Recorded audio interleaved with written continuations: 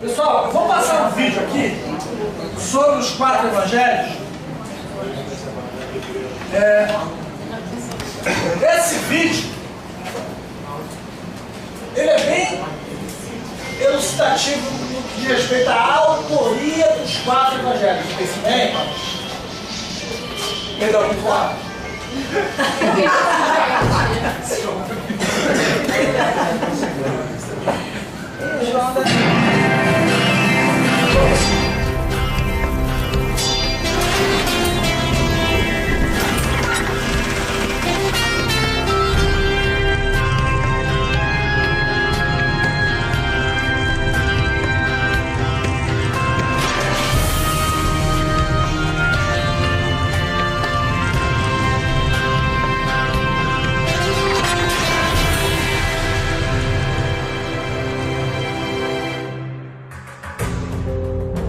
Está começando o seu programa Evidências, sempre em busca de fatos que comprovem a veracidade histórica da Bíblia Sagrada.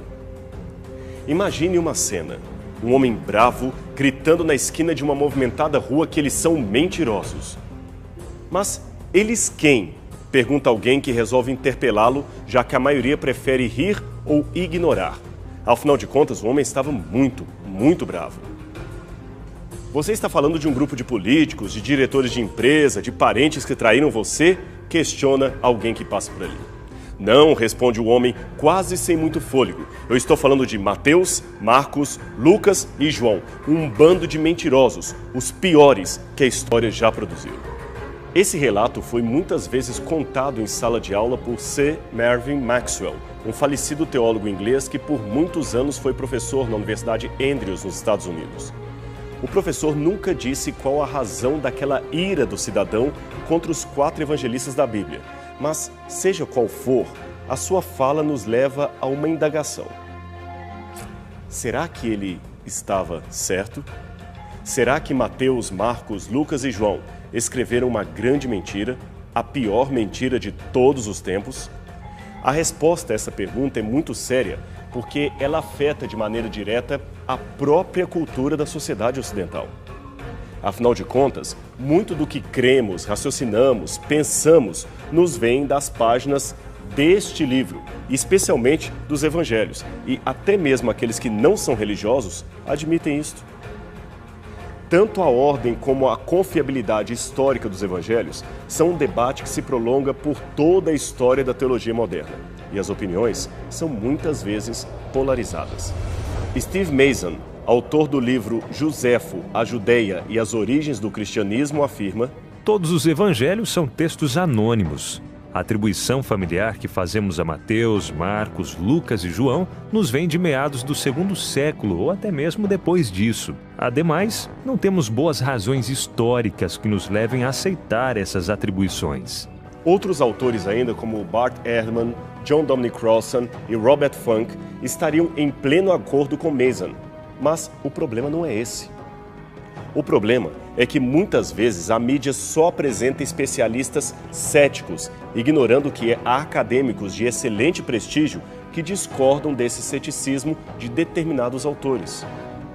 Isto passa para o telespectador ou leitor a falsa impressão de que somente leigos e desinformados continuam acreditando no relato dos evangelhos canônicos, pois os especialistas em Novo Testamento já provaram que tal coisa não existe. Tudo não passa de um mito, uma lenda. Será? Há muitos especialistas, inclusive de Oxford, Harvard e Yale, que não pensariam dessa maneira. Mas é notório que existe uma preferência pelos que questionam, talvez porque isto gere maior sensacionalismo e, consequentemente, maior interesse pela matéria divulgada. Por alguma razão, as pessoas optam pelo inédito, pelo escandaloso, pela notícia com cara de denúncia. Muitos certamente se interessariam por ler uma biografia do presidente dos Estados Unidos, mas o número de interessados seria muito maior se o título fosse algo do tipo: A história não autorizada do presidente fulano de tal. A verdade que a Casa Branca não deixou exibir, proibido em diversos países. Ora, não é preciso muita imaginação para entender que esse livro será um campeão de vendas em apenas poucos dias após o seu lançamento. No caso dos evangelhos, se dá o mesmo. Afinal, não é preciso muita cultura ou sentimento religioso para saber que Jesus Cristo tornou-se um homem famosíssimo no mundo inteiro. Logo, é de se esperar que ele também seja assediado pelo mesmo sensacionalismo que cerca toda figura famosa ou ilustre. Assim, embora as opiniões sejam muito mais amplas do que imaginamos, podemos, grosso modo, dizer que existem, num extremo, aqueles que pensam que os evangelhos são fruto de um ditado direto de Deus aos profetas e que não existe nenhum erro sequer ali, nem mesmo de concordância gramatical. Tudo aconteceu exatamente como está escrito. Ora, esta é uma visão muito romântica da inspiração bíblica que não leva em conta o lado humano que a produziu. Por outro lado, no outro extremo, encontramos pessoas que pensam que os evangelhos são contraditórios e por isso não contêm nada que seja relevante para a história acerca de Jesus de Nazaré. Nesse programa, vamos apresentar para você a posição que nós aqui do Evidências assumimos nesse debate e quais os argumentos que apresentamos para sustentar a nossa posição. Mas, para facilitar o entendimento, vamos dividir o assunto em partes, a começar pelo seguinte: quem escreveu os evangelhos e quando foram escritos? Muitos teólogos afirmam que os evangelhos foram anônimos e que os nomes que temos, Mateus, Marcos, Lucas e João, foram apenas pseudônimos usados para dar maior legitimidade ao texto. Noutras palavras, num tempo muito posterior a Jesus, um membro de determinada comunidade cristã prepara o manuscrito que viraria palavra de Deus. Alguns pensam que provavelmente seria mais de um autor, ou talvez até a liderança da igreja naquele tempo, que estaria enfrentando algum problema teológico, ético ou doutrinário. Eles mostravam aos demais o texto com suas próprias opiniões a respeito do assunto e diziam que foi Jesus quem falou aquilo e que um de seus discípulos transmitiu o recado. Aí, é claro, não tem mais o que questionar. Se o próprio Jesus falou e um imediato transmitiu, caso encerrado. Mas veja a sutil acusação que está por detrás dessa hipótese. Os evangelhos, ou os textos evangélicos, na verdade seriam uma manipulação histórica de Jesus para fazer valer ideias que ele e seus primeiros discípulos sequer sonharam em defender. Ora, isto é muito sério.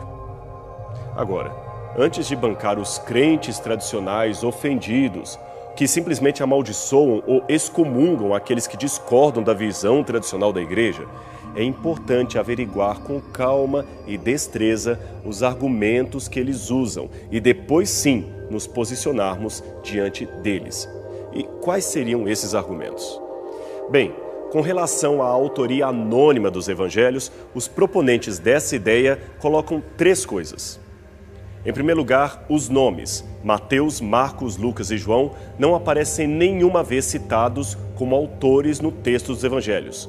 Em segundo lugar, somente no segundo século depois de Cristo é que a igreja associou artificialmente com esses nomes os 4 autores dos evangelhos. E em terceiro lugar, os evangelhos são tardios. Para eles, Marcos foi escrito pouco depois do ano 70, ou pelo menos 40 anos depois da morte de Cristo. Mateus e Lucas seriam redigidos entre 80 e 90 depois de Cristo, e João por volta do ano 95, portanto, mais tarde ainda. Pois bem, vamos analisar agora cada um desses pontos, começando pelo primeiro, o fato dos nomes não aparecerem explicitamente no texto.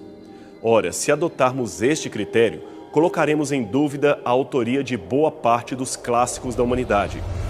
Somente à guisa de ilustração, saiba que a Poética de Aristóteles, a República de Platão, a História de Roma de Tito Livio, os Anais do Império Romano de Tácito e até mesmo o Hamlet de Shakespeare são algumas obras que estão completamente anônimas no sentido de que o nome do seu autor não aparece em canto nenhum do texto.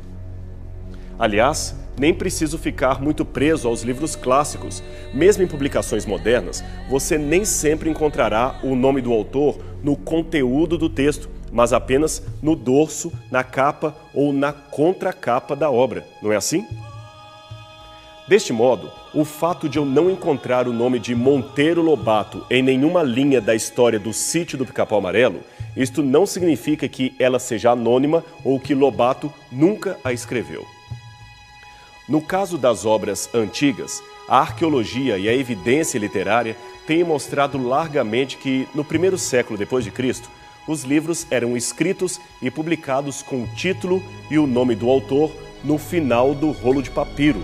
Pouquíssimas vezes ele aparecia na frente e praticamente nunca no interior do próprio texto. Veja, por exemplo, o final deste papiro escrito em grego e produzido no final do primeiro século de nossa era. Dentro do retângulo vermelho está uma frase em letras maiores que indicam o título final do livro. Nela se lê Hermes, o nome do poema épico, e Erastótenes, o seu autor. Ora, você não precisa ser um expert em papirologia e manuscritos antigos para supor que as partes iniciais e finais de um rolo ou de um códice seriam as que mais facilmente se deterioravam devido à ação do tempo ou à manipulação indevida de um indivíduo. Por isso, poucos manuscritos sobraram com essas porções que são justamente as que identificam o autor do texto. Isso aconteceu com muitos textos antigos e também com muitos textos bíblicos. Afinal, os manuscritos muitas vezes chegam até os especialistas num estado bastante fragmentário e condições tremendamente deterioradas. Havia ainda uma outra forma de anotar o autor e o título da obra, que era o uso de uma etiqueta chamada sílibus. Ela era colocada no canto do papiro ou do pergaminho no momento de guardá-lo no scrinium ou capsa, que eram justamente os nomes que se davam às caixas ou prateleiras onde os livros eram guardados. Esse desenho nos dá uma ideia de como os livros eram guardados numa biblioteca do primeiro ou segundo século. Veja as etiquetas triangulares penduradas em cada manuscrito. Também é de se supor que, com o uso do texto, essas etiquetas se perdiam com muita facilidade.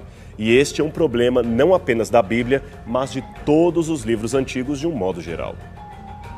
Ora, não há razão alguma para supor que a produção dos evangelhos seguiu um rumo diferente dos outros livros da antiguidade e que o nome original de seus autores, no caso Mateus, Marcos, Lucas e João, não estivesse, quem sabe, no final do texto como noutros manuscritos gregos e romanos daquela mesma época. Aliás, antigas cópias gregas do Novo Testamento confirmam que eles seguiram essa prática. Veja esse manuscrito do terceiro século. Ele termina com o título Evangelho segundo Lucas e inicia o parágrafo seguinte com o título Evangelho segundo João. Mas alguém poderia dizer, e por que não supor que autores tardios escreveram esses textos e colocaram de propósito o nome dos apóstolos no final para parecer que eles realmente haviam escrito o texto? Bem, em primeiro lugar, somente Mateus e João foram apóstolos de Jesus. Marcos e Lucas não. Marcos era provavelmente discípulo de Pedro e Lucas de Paulo. Isso fora o fato de que essa afirmação de que só no segundo século a igreja nomeou a autoria dos evangelhos, essa afirmação é uma alegação gratuita e baseada no argumento do silêncio. Afinal de contas, nós não temos nenhum documento anterior ao segundo século para dizer que somente depois disso é que a autoria dos evangelhos foi estabelecida pela igreja. Mas, mesmo assim, vamos analisar o argumento. Primeiro, existe uma confusão dos críticos entre um texto que é anônimo, pseudônimo ou pseudepígrafo. Um texto anônimo seria um manuscrito que, num primeiro momento, circulou sem nenhum nome atribuído a ele. E um manuscrito assim não teria naquela época nenhum valor testemunhal. Então fica sem sentido que a igreja criasse um texto anônimo que circulasse entre os membros sem nenhum nome atrelado para somente depois inventar um autor para legitimá-lo. Já o pseudônimo é um texto em que o autor propositadamente usa um apelido porque ele não quer se identificar e o leitor sabe disso. Um desdobramento mais sofisticado disso é a heteronímia, onde um autor vai além do pseudônimo, criando um personagem e escrevendo como se fosse esse personagem. Geralmente são apelidos claros, como o do matemático brasileiro Júlio César de Melo e Souza, que preferiu escrever sob o nome de Malbatarram, e o escritor português Fernando Sabino, que assinou seus poemas com vários outros nomes que não o seu de nascimento. Em todos esses casos, é bom que se diga que não se trata de engano por parte dos autores, mas apenas de um estilo de linguagem perfeitamente aceito no mundo das letras. E, finalmente, temos o pseudepígrafo, que é quando alguém atribui uma obra a um vulto do passado que já não mais existe. Seja como for, nenhum desses casos se aplica ao texto dos evangelhos. Veja, os mais antigos textos que temos de autores cristãos sempre reconheceram estes 4 como os autores dos evangelhos que chegaram até nós. Nenhuma disputa houve a esse respeito. E tem mais. Se alguém naquela época quisesse usar o recurso da autoridade para fazer valer um documento, ele não usaria Marcos e Lucas, que são ilustres desconhecidos. Aliás, eles nem fizeram parte do grupo de apóstolos. Eles usariam alguém que conheceu pessoalmente Jesus Cristo. E não temos qualquer afirmação de que esses dois, um dia, estiveram pessoalmente com o Senhor. Observação semelhante se pode fazer a respeito de Mateus como autor sugestivo, pois este era um dos apóstolos com passado mais questionado. Lembre-se, ele era cobrador de impostos. Seria mais interessante usar nomes como Pedro e Tiago, que juntamente com João sempre estiveram mais perto do Senhor do que os demais apóstolos. Ou melhor ainda, seria mais autoritativo se atribuíssem o escrito à própria pessoa de Jesus. Afinal de contas, um texto produzido por um rabino tinha muito mais valor no mundo judaico que um texto produzido por seus seguidores. Neste aspecto, o Evangelho de João é um caso interessante, porque embora o nome não apareça no texto, o autor se identifica como o discípulo a quem Jesus amava. João 21, verso 24. Veja, não há nenhum mistério ou sensacionalismo envolvendo o título. Os primeiros leitores sabiam de quem se tratava. E não se esqueça, como eu disse, no passado mais remoto, os documentos cristãos encontrados nos dão conta de que desde cedo a igreja já sabia quem eram os autores daqueles evangelhos. Antigas cópias fragmentadas do 4º evangelho indicam que este era o evangelho de acordo com João. Aliás, é importante dizer que, devido à sua natureza mais original, o Evangelho de João é distinto dos outros 3 evangelhos que parecem compartilhar uma ótica comum. Por isso mesmo, Mateus, Marcos e Lucas são chamados de evangelhos sinóticos, por causa da ligação que possuem entre si. Vamos agora ver o que os mais antigos autores cristãos disseram a respeito da origem dos evangelhos. No início das primeiras comunidades cristãs, surgiram os escritos dos pais apostólicos. Eles tinham esse título por causa da sua proximidade histórica com os apóstolos de Cristo. Aliás, alguns deles tiveram o destaque de conviver com seguidores de Jesus da primeira geração de discípulos, aqueles que viram o Senhor pessoalmente. Dentre estes autores destaca-se Papias, que viveu aproximadamente de 70 a 140 d.C. Segundo o relato da época, ele era bispo de Hierápolis, na Frígia, que ficava na atual cidade de Pamukkale, na Turquia. Veja agora o relato desse escritor que, aliás, foi contemporâneo da primeira geração de discípulos. Veja o que ele escreveu acerca do Evangelho de Marcos, e quem contou isso para ele foi o próprio apóstolo João. O presbítero João dizia também o seguinte: Marcos, que foi o intérprete de Pedro, escreveu fielmente, embora não em ordem cronológica, tudo o que recordava sobre as palavras e as ações do Senhor. De fato, ele não tinha ouvido o Senhor, nem o havia seguido. Mais tarde, como já disse, ele seguiu a Pedro, que lhe dava instruções conforme as necessidades, mas não como quem estava compondo um relato ordenado das sentenças do Senhor. Assim, Marcos não errou em nada, pelo contrário, ele procurava colocar meticulosamente tudo à medida que recordava. Com efeito, a sua preocupação era uma só: não omitir nada do que lhe tinham contado, nem falsificar nada do que lhe era transmitido. E não para por aí. Papias ainda dá a seguinte informação acerca de Levi Mateus. Mateus reuniu ordenadamente, em língua hebraica, as sentenças de Jesus e cada um as interpretava conforme a sua capacidade. No passado, com base nesse testemunho, alguns concluíram que o Evangelho de Mateus fora originalmente escrito em hebraico. Hoje, no entanto, a tendência de alguns é acreditar que aqui Papias está se referindo a uma coletânea de ditos de Cristo que Mateus teria reunido como parte de um documento mais antigo chamado de Fonte Q e que hoje encontra-se desaparecido. Essa sigla Q foi dada por autores alemães para abreviar a palavra Quell, fonte em alemão. Ela hipoteticamente conteria frases, discursos e palavras de Jesus e também serviu de base para a produção dos outros evangelhos que possuímos, inclusive o de Mateus. Embora hipotética, esta é uma ideia muito provável. Note que o clamor de Cristo, Deus meu, por que me desamparaste?", é apresentado em Marcos no aramaico, enquanto Mateus o traz justamente em língua hebraica, como se copiasse de algum outro lugar.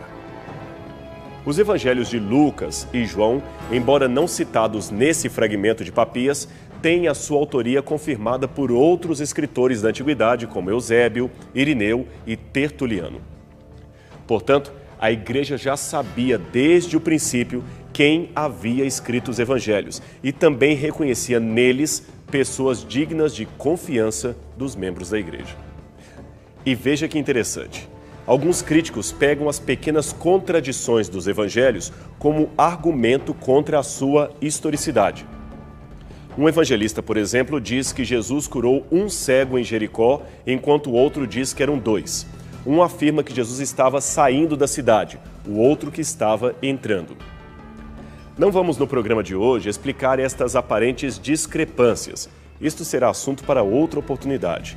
Contudo, podemos aqui usar essas pequenas contradições a favor da legitimidade dos evangelhos. Quer ver?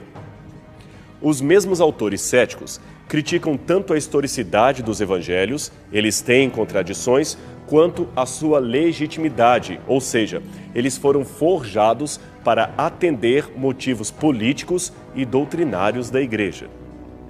Mas eles se esquecem de cruzar os dois argumentos que eles mesmos usam, e se o fizessem, perceberiam que um anula o outro. Veja, se os evangelhos fossem fruto de uma teologia forjada para apoiar a igreja, essas contradições teriam desaparecido. Editores, a mando da igreja, deveriam corrigir as discrepâncias e atualizar o texto para que não causasse escândalo nos leitores. Mas tal coisa jamais foi feita. E o que isto indica? Indica honestidade dos cristãos em relação ao relato original. Tal era a sua importância perante a igreja que eles não permitiram alterações drásticas do texto, nem que fossem para harmonizar passagens discrepantes entre si. Preferiam deixar o texto como estava em seu original. Note que nem a Igreja Católica se preocupou em lotar o texto com suas crenças e dogmas a fim de justificar as suas doutrinas. Se o fizesse, era de se esperar o surgimento não somente de uma, mas de uma série de passagens ensinando coisas como a intercessão de Maria, a existência do purgatório, a missa de sétimo dia, a aspersão com água benta, uma ordem de Jesus para guardar domingos e festas, etc. Mas nada disso foi incorporado ao texto sagrado, indicando que o seu conteúdo foi estranhamente preservado. Eu digo estranhamente porque a suspeita dos céticos procede. Era de se esperar que numa igreja tão política como se tornou o cristianismo, especialmente depois de sua união com Roma, que a Bíblia fosse diversas vezes alterada ao bel prazer dos bispos e alterada a tal ponto que seria impossível reconhecer hoje como seria o seu original.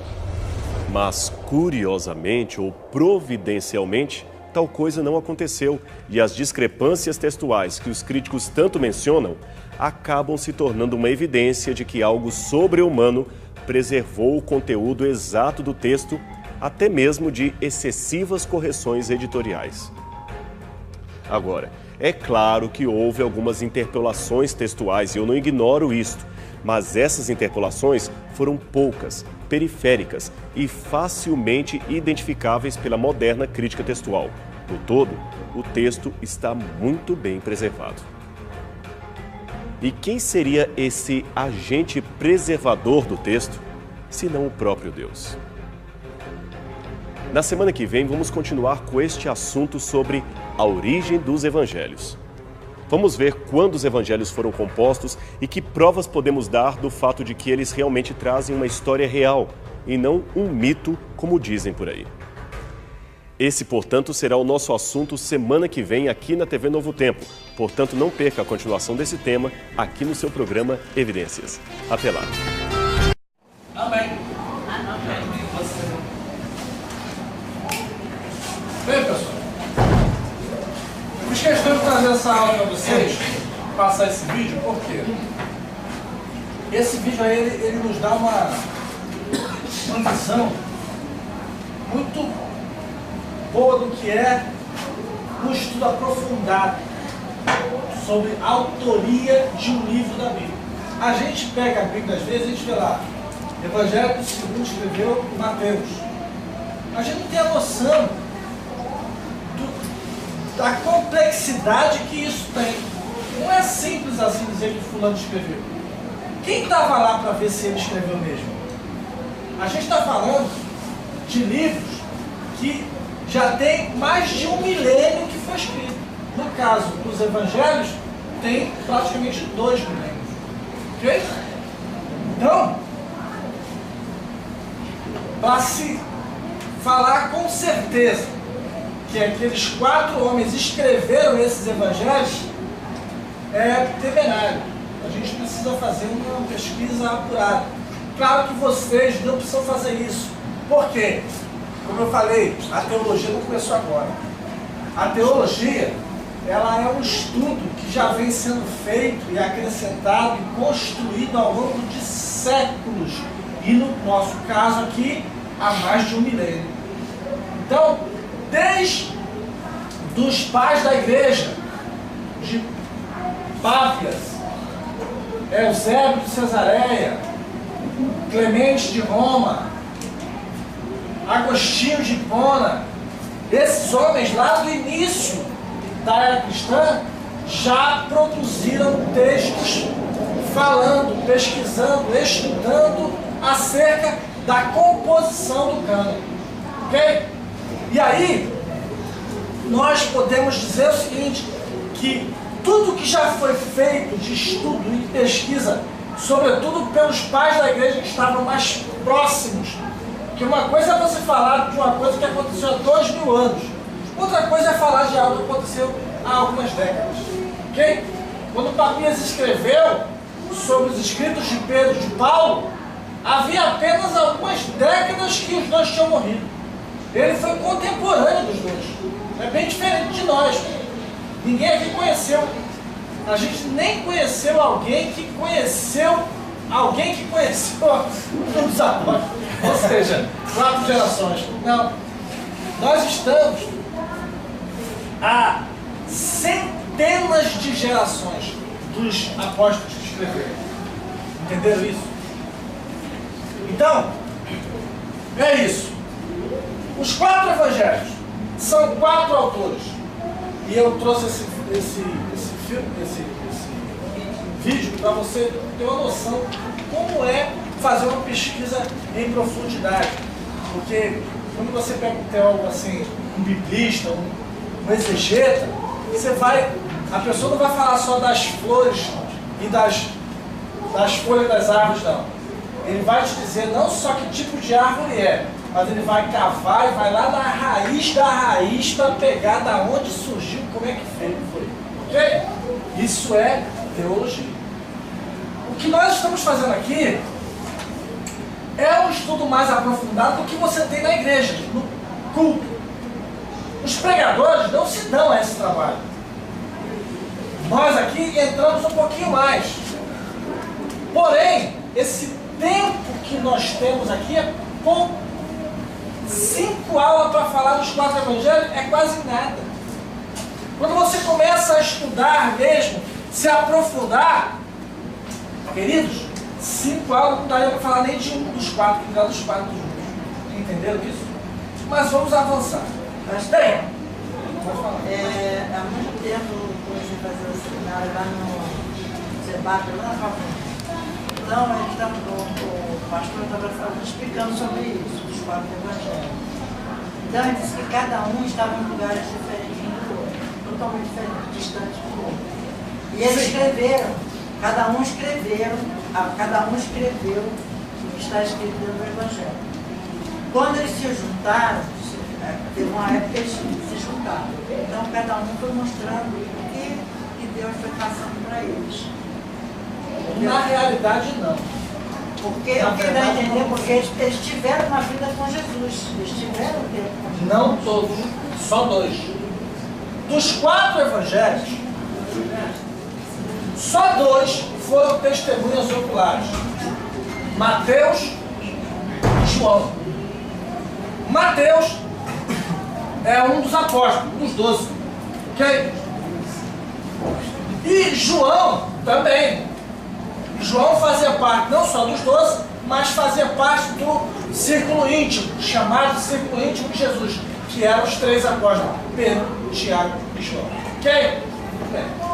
Agora, Marcos e Lucas nunca foram apóstolos. Marcos, esse Marcos, ele é João Marcos, o nome dele. Na realidade, esse João Marcos, ele era discípulo de Pedro. Ele andava com Pedro. Ele era sobrinho de Barnabé. Ok? A dupla que começou a primeira viagem missionária de Paulo, não era Paulo e Barnabé? Barnabé, o filho da consolação. Esses 2,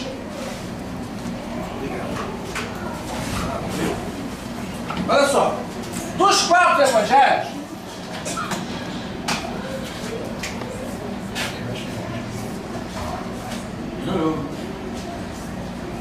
Mateus, Marcos, Lucas e João. Mateus, esse Mateus, ele tem 2 nomes. O nome dele é Mateus Levi. Okay? Esse homem era judeu de judeu. Ele era um judeu, filho de judeu. Ou seja, era nato. Ok? Então, esse Mateus vai apresentar Jesus para a sua nação, para o povo judeu, para a nação hebraica. Entenderam isso? Dizem os melhores biblistas que Mateus escreveu o seu evangelho em hebraico antigo. Lógico que todo o Novo Testamento foi originalmente escrito em grego, mas algumas passagens em hebraico e algumas partes pequenas em aramaico. A diferença entre hebraico e aramaico é pequena. O hebraico é uma língua, é um idioma. O aramaico é um dialeto da língua. Ok? É assim. Português é uma língua, ok? Muito bem. Mas a gente fala assim de forma muito brincando, de forma carinhosa, não jocosa, mas carinhosa. Nordestinês que se fala lá, Nordeste, né? Por quê? Porque parece que é um outro idioma. Maninha, painho, oxente, né? Pra fora. Aí, não é uma língua. Pode até ser chamado de um dialeto, porque tem muitas palavras que mudam. Aqui é aipim, macaxeira, então aí vai, não é isso? Muito bem. O aramaico é mais ou menos isso. Ele é um dialeto da língua. A língua é o hebraico. O aramaico é um dialeto do hebraico. Entenderam isso? Jesus, ouçam isso. Jesus falava aramaico. Ok? Jesus nunca falou grego. Ele era hebreu de hebreu. E ele falava aramaico porque Jesus era matuto. Jesus era do interior. Ele era a gente chamando assim, de forma jocosa, gebiano, né? Era do Geb. É verdade. Jesus, se fosse brasileiro, se ele tivesse nascido no Brasil, a expressão Nazareno, Jesus Nazareno, a gente fala isso por orgulho. Nós, quando falamos Jesus Nazareno, a gente fala assim, Jesus Nazareno. Mas na realidade, o tom dessa palavra lá no primeiro século era outro. Imaginem que a gente falasse aqui de um presidente da República, um camarada candidato a presidente. Quem é? João Paraíba. Essa palavra normalmente é dita de forma jocosa. Ok? O tom é pejorativo.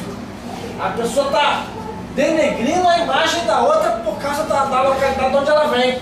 Entendeu? Imagina um camarada que vai ser candidato ao Senado e ele nasceu lá na Boca do Acre, Guajará-Mirim. Ó,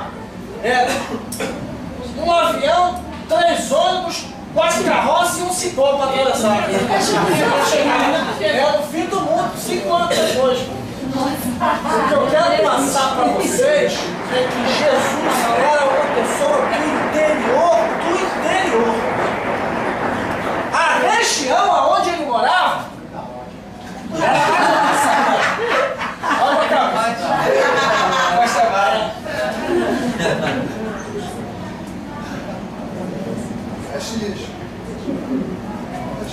Havia 3 regiões. Aqui, ó, era a Galileia, aqui a Samaria, ou Samaria, como quiser, e aqui a Judéia. Ok? Esse é o Rio Jordão que desce. O Jordão é aquele que desce. Aqui era o Mar da Galileia, que na realidade não era um mar, era um lago grande, muito grande. É como a Baía do Guanabara. Ok? Chamavam de Mar da Galileia, mas na verdade não era mar, era o Lago de Genezaré, que também era denominado Mar da Galileia. Ok? Entenderam isso? Então, as 3, e aqui desse lado aqui era a Decápolis, aliás, aqui só tinha 2 regiões. Do outro lado do Rio, só tinha 2 regiões. Aqui é Decápolis e aqui é a Pérea. Ok? Para lá fica os confins de Zebulon e Naftali, e para cá o Mar Morto. Ok? Mar Morto. Presta atenção. Jesus, dessas 3 regiões, olha, dessas 5 regiões, a região mais pobre era a Galileia. Aqui no Brasil, a região mais pobre, a região norte, o Amazonas. Okay? Só que o Amazonas ali perto de Manaus é o Amazonas. Manaus, Belém, é o Amazonas. Agora, o Amazonas lá perto da Boca do Acre é outro Amazonas. Entendeu? Lá não tem nem bala perdida, lá é flecha perdida. É um povo que a maior parte não tem TV, uma grande parte não tem luz elétrica. É outro Brasil. Gente, vocês. Eu tive o privilégio de viajar o Brasil todo pelo mar, né? Toda a parte do Brasil que tem mar eu fui. Então, de estar aqui no Maranhão até no Rio Grande do Sul eu fui. Passei para a Argentina, Uruguai e subi um pouco. Você vai encontrar muitos Brasis dentro do Brasil. Você chega no Maranhão, você parece estar na África. É o ritmo, é o reggae. Você não ouve samba, você não ouve pagode, você não ouve funk, você só ouve reggae o tempo todo. A maré, o navio chega lá, atraca, você sai pelo Tijupai, que é a parte mais alta do navio, lá em cima, quase baixo. Quando você volta, o navio está em cima da lama, literalmente. A água foi embora. Estou mentindo a gente, estou diante de Deus. É sério, é outro Brasil. A maré é tão alta que ela seca totalmente, os barcos ficam ancorados na lama. Quando a maré volta, eles... É impressionante. A maior maré do mundo é aqui. Entendeu? Na região do Amazonas. É um negócio absurdo. Aliás, nessa passagem, né? Quando aqui é verão, lá é inverno. Porque nós estamos depois da linha do Equador. É outro hemisfério. Quando você vai para aquela banda de lá, quando o navio passa pela linha do Equador, aí os sinos tocam do navio, avisando, ó, você está passando para o outro hemisfério da Terra. E isso dentro do nosso país. É incrível. É sério, eu estou falando do que eu vivi. Né? Me contar, não, eu estive lá. Agora presta atenção. Lá em Israel, a Judéia, a Samária e a Galileia, Decápolis e Peré. Dessas 5 regiões, a mais pobre é a Galileia. Jesus era de lá. Agora, a Galileia, mesmo sendo um lugar mais pobre, menos desenvolvido, tem sua capital, o seu centro, vamos dizer assim, né? Que é Cafarnaum, na beira do mar da Galileia. Entendeu? Mas Jesus não morava em Cafarnaum. Jesus se criou em Nazaré, que era aqui é o interior. Mas ele morava no interior do interior, Nazaré. Quando ele ficou adulto, ele se revelou, ele veio aqui na Judéia para ser batizado por João. Ele foi batizado por João e voltou. Quando ele volta, que ele passa na Samaria, ele faz o milagre da água em vinho, transformar água em vinho. Ok? Na Samaria. Daqui ele volta para Galileia. Quando ele chega em Nazaré, primeiro ato, ele entra na sinagoga e lê Isaías 61. O Espírito do Senhor Jeová está sobre mim porque ele me ungiu. E ele fala, essa profecia se cumpriu diante dos nossos olhos. Aí o povo de Nazaré falou, esse camarada não é o filho do carpinteiro? A gente não conhece os irmãos dele e as irmãs. Jesus tinha irmãos e irmãs. Os irmãos a gente sabe quem são. São 4. Cleofas, Tiago, Judas e Simão. São 4 irmãos de Jesus. Homens. E algumas irmãs. Só que a gente não sabe o nome dela, porque a Bíblia não fala. E aí, querem apedrejar Jesus. Aí ele tem que sair de Nazaré. Ele sai de Nazaré e vai para a beira do mar da Galileia, Cafarnaum. Chega em Cafarnaum, ele começa a chamar os discípulos. E ele conhece Pedro. E ele cura a sogra de Pedro. E ele começa a morar em Cafarnaum. A partir daí. Entenderam? Claro? Então Jesus era um homem do interior. Do interior. O falar de Jesus era gepiano, era do batuto. Se fosse aqui, corta a garfo. Né? Ó, gente, bichinho. Você está entendendo? Ele é um homem simples do povo. Outra coisa, vou quebrar um paradigma aqui. Todos os quadros que você vê de Jesus, e os filmes também, mostram Jesus hollywoodiano, que é uma mentira. Aquele Jesus bonitão, cabelo escovado, fez escova permanente, olho azul, aquele olhar de carneiro. A mulher se apaixona. Mas não é nada disso. O texto é claro, não havia nele formosura alguma, nada para que o desejasse. Muito feio. Outra coisa, ele não andava com aquela roupa branca poderosa, alvo, lavado com outro total radiante. Vênus da época. Como fala aqui no homem parecendo em formosura? Foi depois que ele foi... Negativo. O texto é claro. Homem experimentado nos trabalhos, homem de dores. As mãos de Jesus eram calejadas. Ele era um camarada que trabalhava. Não era boa vida, não. Você está entendendo? Esse Jesus hollywoodiano é uma farsa. Outra coisa, ele não andava com aquele manto lindo, maravilhoso, branco, total radiante, com aquele vinho vivo, né? Vermelho vivo. Atravessando assim, nada disso. Jesus andava. Eu vi um filme, eu devia ter gravado. Vou procurar na internet. Eu vi um só filme de Jesus, aonde Jesus é um camarada moreno, porque ele devia ser moreno. O povo judeu é um povo moreno. Gente, ele era homem do deserto. Experimentado nos trabalhos, trabalhando no sol. Tu acha que ele era louro do olho azul? Não. Branquinho. Obsessão. E o cabelo, aquele cabelo esvoaçante, né? Não. Nesse filme, o Jesus, ele é um camarada moreno. O cabelo dele é baixinho. E o olho? Esticado. Mas assim, bem engrenhado. Bem Mastigadinho. bem mastigado. Gente, não tinha shampoo, não. Nem sabão de Condicionador.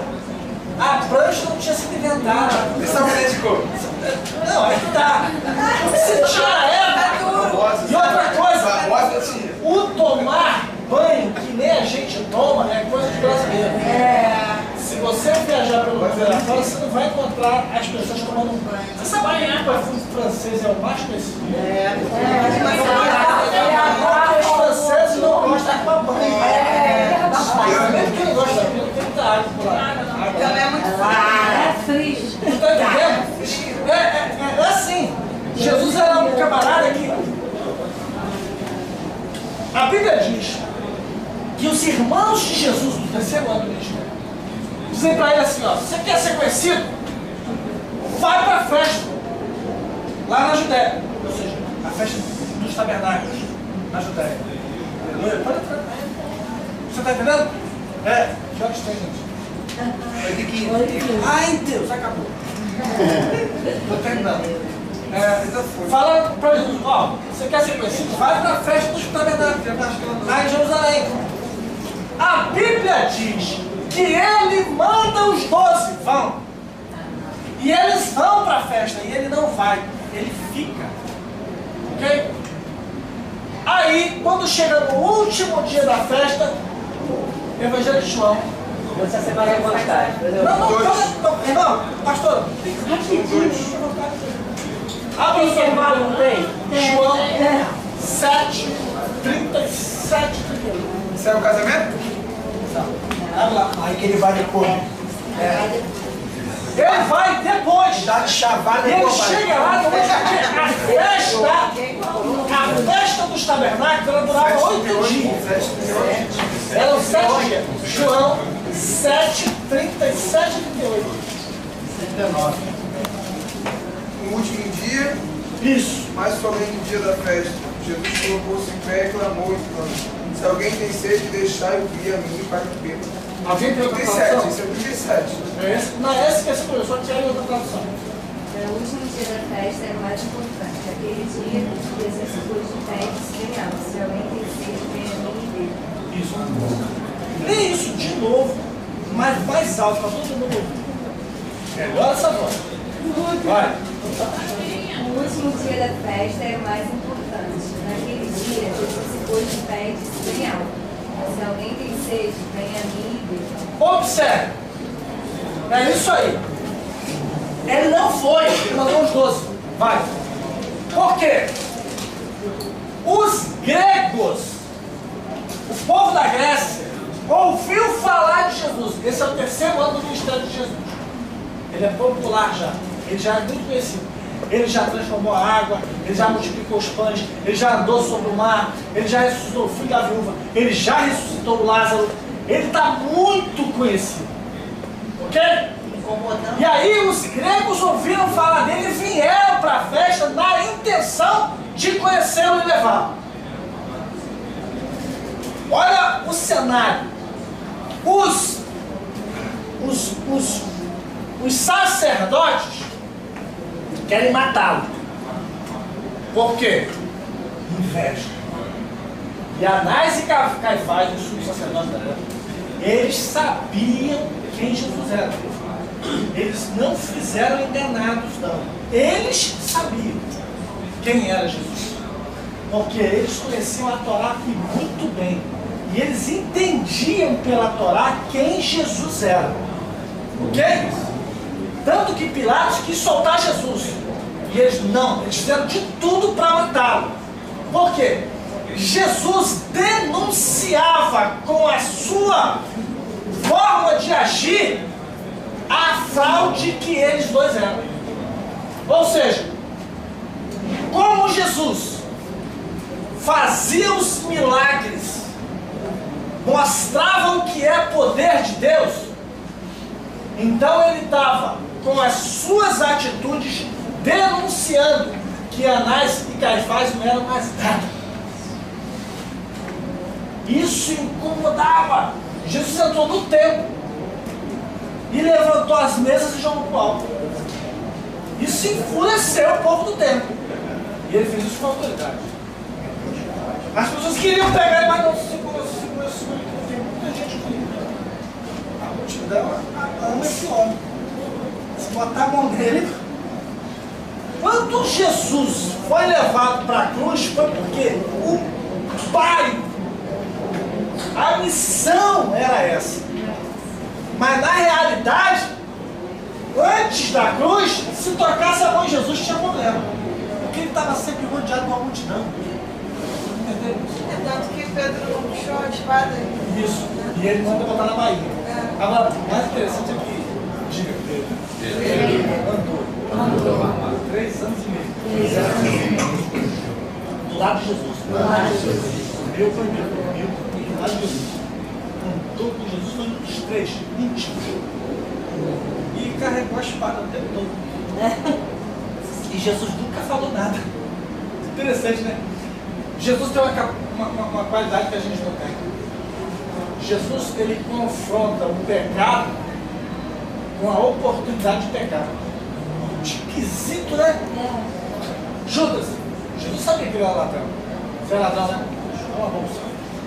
Você vai ser tesoureiro. Jesus sabia que era o cara. Isso aí não vai ver dinheiro. Você vai tomar conta do dinheiro da gente. Você tá entendendo? Deixa eu falar que ele pegava mesmo, que ele pegava o que tinha. Ou seja, ele confronta a pessoa com aquilo que ela... Ou seja, é interessante, né? É uma coisa fantástica.